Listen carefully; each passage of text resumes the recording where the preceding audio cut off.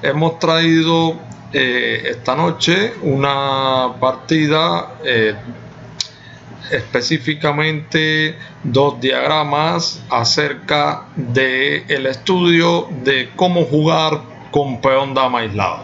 Este es uno de los temas más famosos que existen en el ajedrez, porque es un tema que se produce mucho y por lo tanto muchas veces jugadores que están comenzando en el ajedrez, jugadores inexpertos, pues no saben cómo debe de jugarse con peón dama aislado. Y lo cierto es que esto para muchos jugadores también es algo que otros le toman miedo, el hecho de quedarse en una posición con peón dama aislado. Y para nada hay que tenerle miedo, sino simplemente poder identificar en cuál posición el peón dama aislado tiene posibilidades de ser un elemento fuerte a la hora de llevar un ataque, o en cuál posición el peón se considera una debilidad.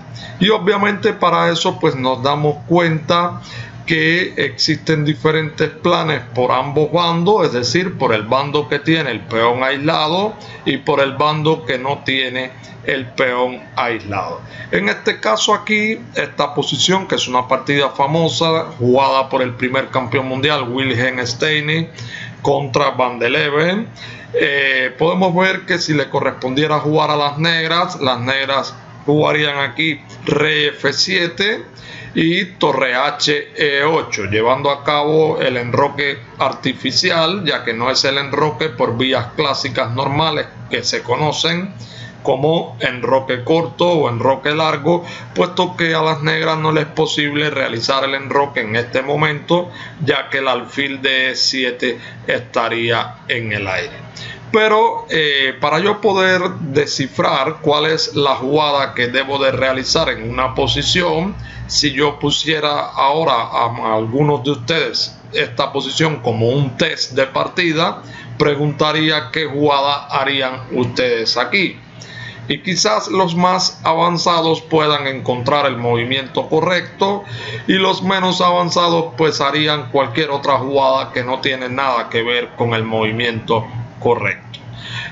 Para yo poder descifrar la jugada correcta, debo valorar la posición. Es lo que hace cualquier maestro cuando se encuentra ante una posición.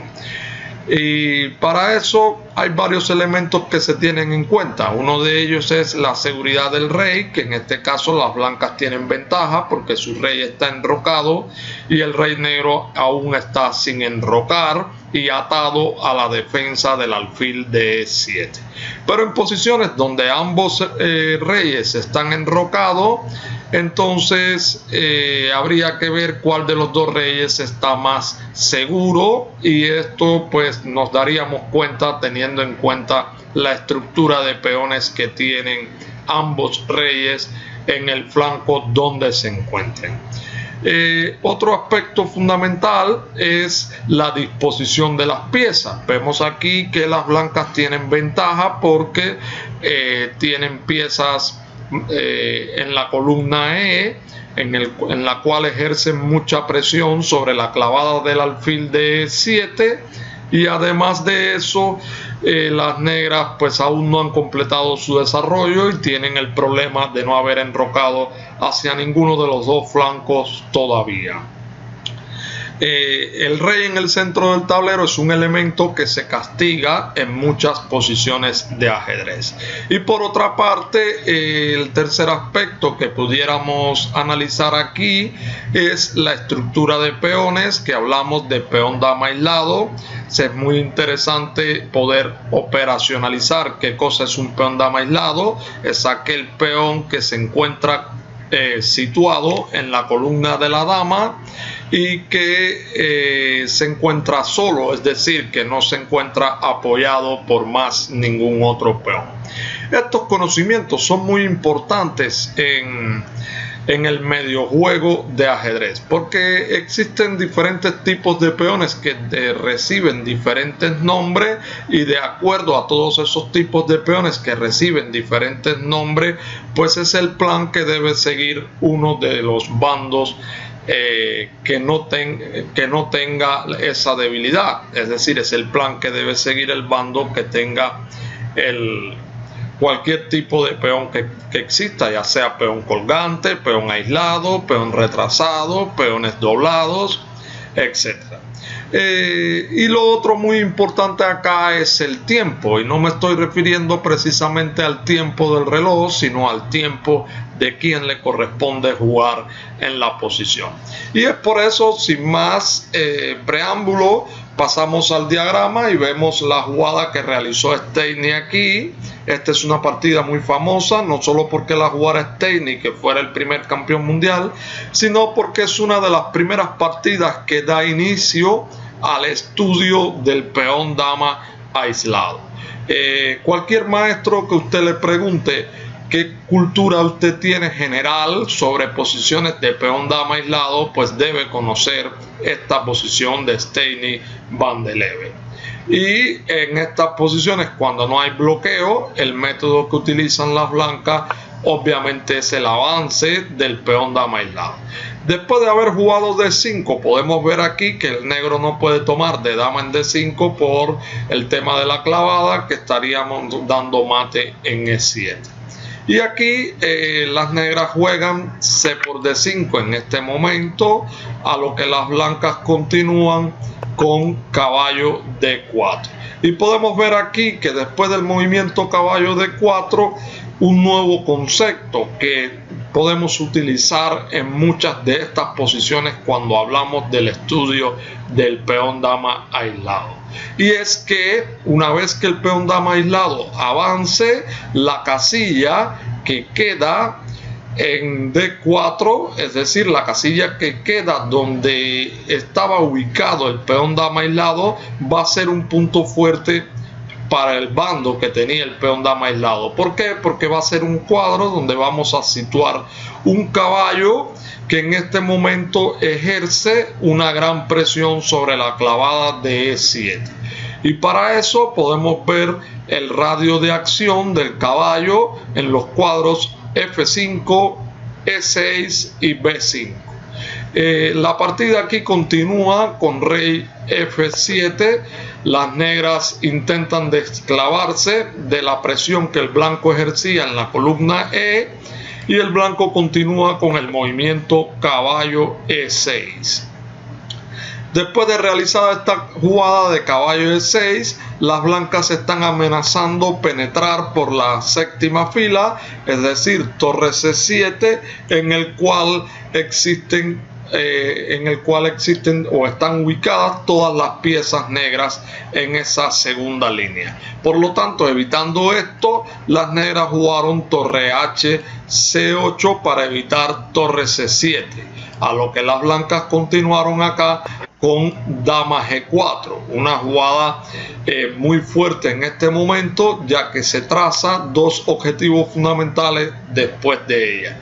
Uno de ellos es el tema de dama por G7 jaque, y contra rey E8 dama G8 jaque mate. Y el otro movimiento, la otra idea de la jugada dama G4 es simplemente el movimiento caballo G5 jaque, ya que la dama de D7 estaría en el aire. En este momento es lo que podemos llamar que la dama de D7 es una pieza sin sostén.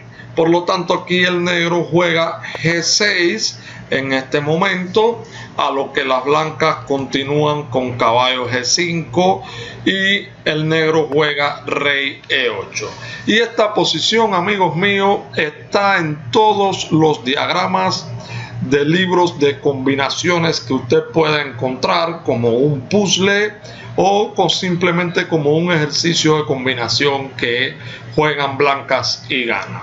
Muchos aficionados aquí se van por la jugada caballo por H7, y cuando las negras comen en G4 juegan caballo por F6 jaque, apoyándose que el alfil de E7 se encuentra clavado, y luego cuando el rey se mueve caballo por G4, y muchas veces dicen, bueno, yo gané un peón y por lo tanto tengo ventaja. y realmente eso es algo que es un grave error, porque hay una máxima en el ajedrez que cuando estamos atacando no debemos cambiar pieza. Además de esto, existe aquí una jugada más agresiva, una jugada más combinativa que propicia la victoria de las blancas de manera brillante, y es el movimiento torre por E7. En este caso aquí, este sacrificio,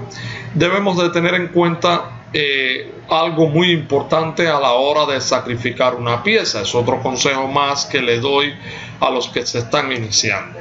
Cuando sacrificamos una pieza en el ajedrez, debemos ver todas las posibles variantes que se deben de realizar en este momento, es decir, todas las posibles jugadas que tiene el bando negro, en este caso después del sacrificio de torre por E7. Las jugadas serían rey por E7 una variante, dama por E7 otra, y finalmente rey F8. Son las tres posibles jugadas que las negras pueden realizar aquí. Veamos qué sucede en todos estos casos. Si dama por E7 es la jugada más mala que tiene la posición, porque las blancas ganan después de torre por C8 acá, y cuando torre por C8, dama por C8 aquí, jaque obligaría al negro a hacer dama D8, las blancas cambiarían las damas y posteriormente caballo F3, y podemos ver que el blanco tiene aquí una pieza de ventaja, lo cual le es suficiente para ganar la partida. Entonces, siguiendo la combinación que realiza Steinitz en este momento, vamos a ver qué sucede si las negras juegan rey por E7. Una vez que el negro hace rey por E7, aquí tenemos cómo siguen las blancas. Las blancas juegan torre E1 jaque, a lo que las negras aquí realizan el movimiento rey D6. La otra jugada posible era rey D8, que no tiene mucho futuro tampoco, porque el blanco pudiera hacer caballo E6. Y aquí las blancas continúan con el movimiento dama B4. Evidentemente, si torre C5 falla, por torre D6 jaque, y a dama por torre, caballo por dama. Teniendo en cuenta que la torre negra no se puede mover ya que está clavado. Por lo tanto, en esta posición las negras juegan rey C7 y las blancas continúan con torre C1 jaque. Casi todo esto es forzado, y aquí tenemos dos variantes que las dos son variantes perdedoras. Una de ellas es rey B8, que falla por dama F4 jaque. Aquí dama F4 jaque, ya que si torre C7, entonces las blancas ganan con caballo E6. Este movimiento de caballo E6 ejerciendo presión sobre la clavada de la torre de C7, y las blancas ganan. Regresando atrás, vemos aquí que después de torre C1 jaque podemos jugar también rey D8, que es una jugada que falla en este momento porque las blancas podrían realizar jaque mate en tres jugadas de manera forzada, debido a dama F8 jaque, y contra dama E8 caballo F7, rey D7 y ahora dama D6 mate. Aquí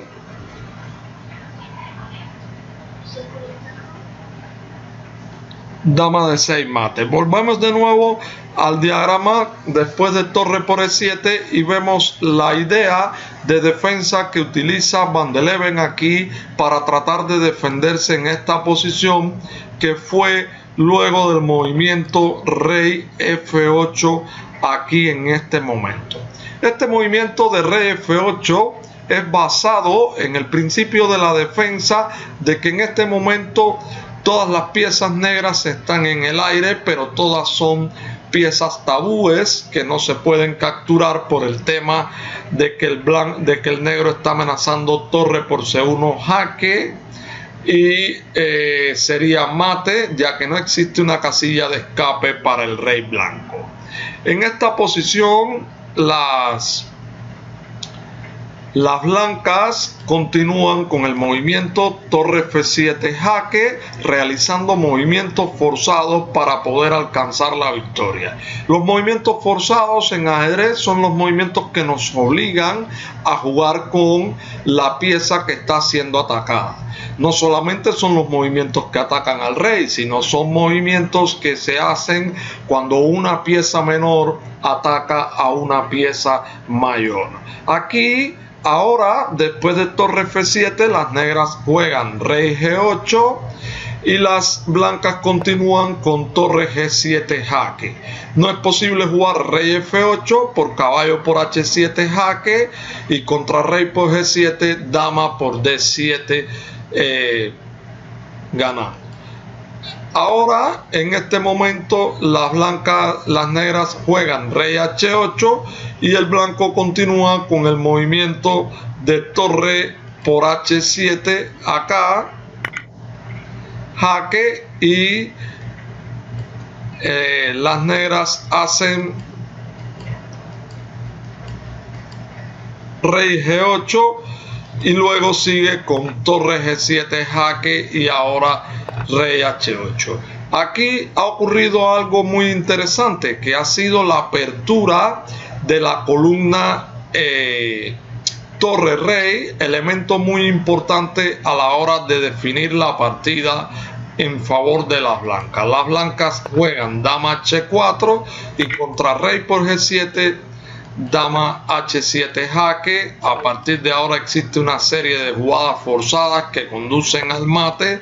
Dama H8 jaque, rey E7, dama G7, rey E8, dama G8, rey E7, dama F7, rey D8, y aquí estamos en la posición que vimos anteriormente, que conduce a mate en 3 jugadas después del movimiento dama F8 y a dama E8, caballo F7 jaque, rey D7 y dama D6 mate. Esta posición es famosa por el manejo que utiliza Steinitz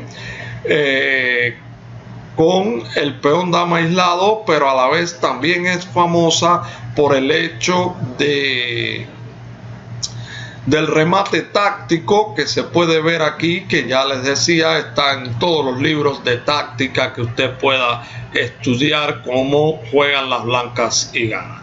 Y para terminar nuestro primer video, les traigo a colación otro ejemplo similar del estudio del peón dama aislado, que es otra posición que podemos ver acá, que es la famosa partida entre Spassky, que fue otro campeón mundial con blanca, con Antonov. Y este segundo diagrama le servirá para darse cuenta que en todas estas posiciones donde no hay bloqueo y donde el blanco tiene la oportunidad de avanzar, el peón dama aislado es lo que debemos hacer. Yo espero que muchos de los que están viendo mi video ahora mismo estén encontrando la jugada correcta que el blanco debe de realizar aquí en este momento. La jugada correcta en este momento es D5 admiración. Después que jugamos D5, las negras capturan caballo B por D5 y aquí podemos ver que existen una serie de piezas clavadas en este momento por parte de las negras, que son el caballo de D5 y el peón de E6. Pero vale señalar, yo diría siempre que el ajedrez es un juego de hacerse preguntas y contestárselas uno mismo. Y quien más acertado esté en las preguntas que se formule y en las respuestas que daremos a esas preguntas que nos formulamos, sencillamente es el que mejor juegue o el que más cerca esté de la victoria. Vale la pena preguntarse aquí cuál sería la única pieza blanca que aún no se ha desarrollado. Es decir, qué pieza me falta desarrollar para completar mi desarrollo con piezas blancas. Esa sería una pregunta muy interesante. Y la segunda pregunta que debo de hacerme es ¿cuál sería la casilla indicada para colocar la pieza que me falta por desarrollar?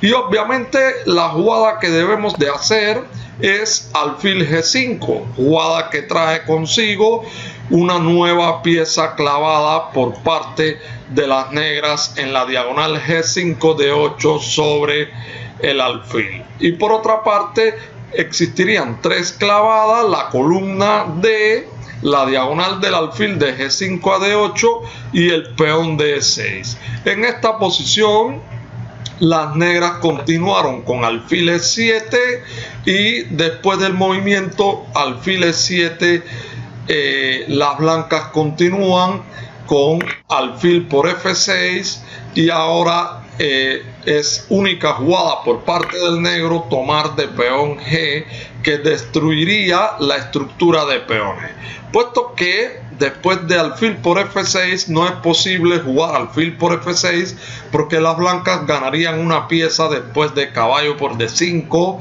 alfil por D5, alfil por D5 y no es posible hacer E por D5 porque el peón de E6 se encuentra clavado. Igualmente no podemos capturar de caballo en F6 por el tema de que la dama de D8 está en el aire. Bueno, después que tomamos de peón G, única jugada, se producen algunos cambios centrales que favorecen la ventaja a las blancas. Caballo por D5, alfil por D5, alfil por D5 y E por D.